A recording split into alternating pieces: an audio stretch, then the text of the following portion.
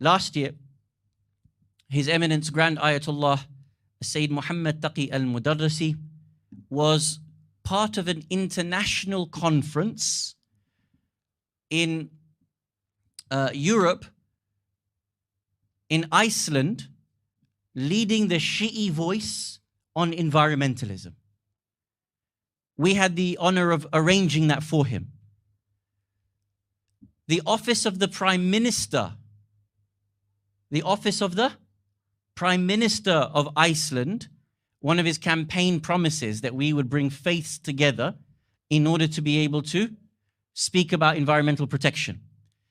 And after being elected, his secretariat reached out to different faith institutions and said that we want representatives from all the leading faiths.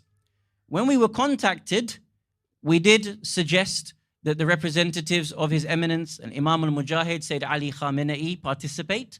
Sadly, the office of the Prime Minister actually said no. And the reason for that, the information that came back to us was, Iran is seen as controversial. We're not sure if they should represent the Shi'i faith or not. It's not something that I have control over. I'm just reporting to you what happened in my experience.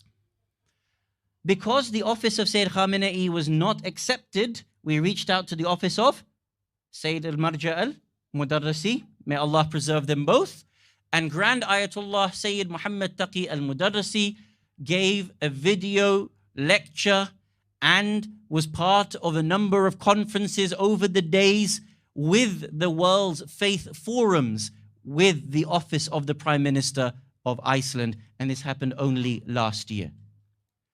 The point is, we are moving forward, but we are far, far away from where we need to be. However, in the Sunni community, arguably, they have produced far more literature in terms of theology, in terms of ahkam, and even research centers, and even universal declarations in helping us to be able to create an ethical environmentalism within Islam. A few names you can research for yourself. For example, Dr. Fazlun Khalid has a research center in Birmingham, International Research Center on Birmingham. I would argue probably the leading scholar in the world on Islamic environmentalism, Dr. Fazlun Khalid. You have, for example, Dr. Iyad Abu Mughli. Dr. Iyad, with the United Nations Environmental Program, the UNEP, actually set up a faith forum with the UNEP, so that faiths have a space to be able to present their research, their work at the United Nations. For example, we have a great scholar in Saudi by the name of Uthman Llewellyn. Llewellyn, a convert, a white convert to Islam. Uthman Llewellyn, arguably one of the best minds out there when it comes to environmental ethics from the Islamic perspective. We also have, for example, a lady by the name of Najma Muhammad.